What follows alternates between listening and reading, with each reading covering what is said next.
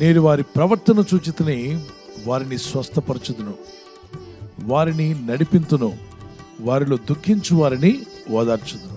I have seen his ways, the suffering, ఆ బాధలు ఇబ్బందులు నేను చూశాను కాబట్టి నేను అతను ఊరుకోను, నేను అతను బాగు చేస్తాను, నేను అతను స్వస్థపరుస్తాను. అతను నడిచి వచ్చిన మార్గం ముళ్ళబాట, రాళ్లబాట, ఇబ్బందులు పాలయ్యాడు, కష్టాలు పాలయ్యాడు. అలాగే ఉంచని అతన్ని, అతని జీవితాన్ని నేను బాగు చేస్తాను. ఎవరతను? ఈరోజు ఆ వాగ్దానం తీసుకుంటే నీవే అవుతావు. నిన్ను కూడా దేవుడు బాగు చేయగలడు. బాగుపడాలి, మనం స్వస్థపడాలంటే దేవుడు మనల్ని ఏం చూస్తున్నాడు? మన ప్రవర్తన కూడా చూస్తున్నాడు. ఏంటి ప్రవర్తన అంటే? నీ మాట తీరు, నీ వినే వినికిడి, నీ ఆలోచన విధానం, నీ తలంపులు, నీ స్పర్శ, ఇవన్నీ కూడా మన ప్రవర్తనలో భాగాలే. ఏం వింటున్నావో జాగ్రత్త, నువ్వు ఏం చూస్తున్నావో జాగ్రత్త అని చెప్పాడు ప్రభు.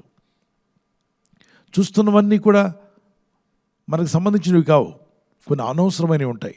వ్యర్థమైన వాటిని మనం వదిలేసుకోవాలి. 119 కీర్తన 37 వచనం, Psalms 119:37, వ్యర్థమైన వాటిని చూడకుండా నా కన్నులను త్రిప్పివేయము దేవా. వ్యర్థమైన వాటిని చూడకుండా సోషల్ మీడియాలో కావచ్చు, అనుదిన దైనందిన జీవితంలో కావచ్చు, మీ ఉద్యోగ స్థలంలో, వ్యాపార స్థలంలో, ఈ లోకంలో జీవిస్తున్నప్పుడు, ప్రయాణాలు చేస్తున్నప్పుడు వ్యర్థమైనవి చాలా ఉంటాయి. వాటి మీదకి మన దృష్టి వెళ్లకుండా తప్పించమని ప్రార్థించాలి. ఉదయకాలం ఎంత మంచి ప్రార్థన చేశాడు భక్తుడు. Simple but there is a meaningful. ఇక్కడ తిప్పలు పడ్డాడు, వ్యర్థమైన వాటిని చూసి చిక్కుల్లో పడ్డాడు, ఇల్లు అవమానం పాలైంది, పిల్లలు అల్లరి చిల్లరగా మారిపోయారు, జీవితంలో ఎంతో దుఃఖాన్ని ఎదుర్కొన్నాడు. రాత్రంతా ఏడిస్తే ఆయన పరుపు కొట్టుకుపోయిందట, అంత కన్నీళ్ళు వచ్చాయట. మీరు ఎప్పుడైనా ప్రార్థన చేస్తే మీ కన్నీళ్లకు ఖర్చిపోయిన కొట్టుకుపోయిందా? గట్టి చెప్పండి. ఆయన ప్రార్థన చేస్తే పరుపు కొట్టుకుపోయేంత బాధ. దేవా నాకు ఎందుకు జవాబు ఇవ్వట్లేదు నేర్చాడు. ఎందుకంటే అతను కళ్ళతో వ్యర్థమైన వాటిని చూసి దేవునికి విరోధమైన పాపం చేశాడు కాబట్టి దేవుడు అతనితో మాట్లాడడం మానేశాడు. కొన్నాళ్ళు చాలా తిప్పులు పడ్డాడు. రాజయ్యుండి కూడా అడవుల్లో పరిగెత్తాల్సి వచ్చింది, అరణ్య మార్గంలో తిరగాల్సి వచ్చింది. తర్వాత మారు మనసు పొంది పశ్చాత్తాపడ్డాక, తన తప్పిదాలు ఒప్పుకున్న తర్వాత దేవుడు తిరిగి అతను పడిన కష్టాన్ని చూశాడు, అతను పడిన బాధలు చూసి అతని ప్రార్థన విని ప్రవర్తన మార్చుకున్నాడు, మారు మనసు పొందాడని తెలిసాక దేవుడు అతను స్వస్థపరిచాడు, బాగు చేశాడు, ఆస్వాదించాడు. మీ జీవితంలో కూడా అట్టి కార్యములు దేవుడు చేయగల శక్తిమంతుడు, ఆయన కార్యములు చేయగలడు. ఆగూరు ప్రార్థించాడు, వ్యర్థమైన వాటిని, అబద్ధములు నాకు దూరం చేయమని. 24వ కీర్తన 4-5 వచనాల్లో వ్యర్థమైన వాటి మీద మనసు పెట్టువాడు యెహోవా చేత ఆశీర్వాదం నొందడు అని రాసింది.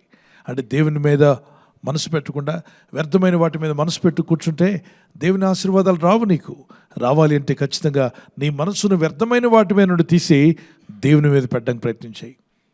ఆ స్పాంజ్ నేచర్ తెలిసినప్పుడు దాన్ని మురికి నీటిలో పెట్టి ప్రార్థన చేయడం కాదు, దాన్ని శుభ్రంగా తీసి కడిగి శుభ్రపరిచి మంచినీటిలో వేయి.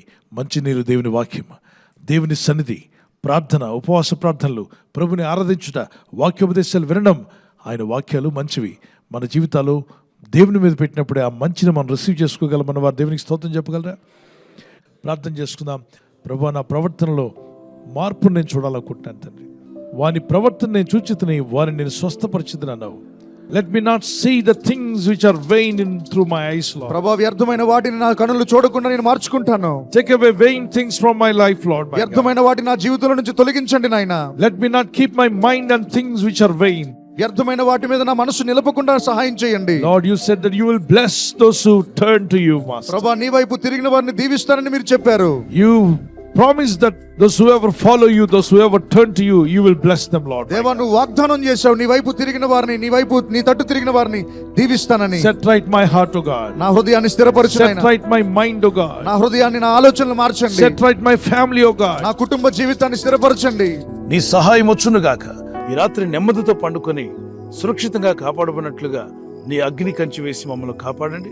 మీ చిత్తములో కొనసాగే కృప అందరికీ దయచేయమని యేసుక్రీస్తు ప్రశస్త నామములో వీరందరికీ చక్కని నిద్ర దయచేసి తెల్లవారు లేచి కృపను మాకిమ్మని క్రీస్తు యేసు నామములో అడిగి వేడుకుంటున్నామా పరలోకపు తండ్రి. ఆమేన్, ఆమేన్. ఈ వాగ్దానాన్ని మీతోనే ఉంచుకోకుండా లైక్ చేయండి, షేర్ చేయండి. అనేకులు ఈ యొక్క ఛానల్ సబ్స్క్రైబ్ చేసుకోమని తెలియపరచండి. సబ్స్క్రైబ్ చేయని వారు కూడా సబ్స్క్రైబ్ చేయండి. Good night. God bless you.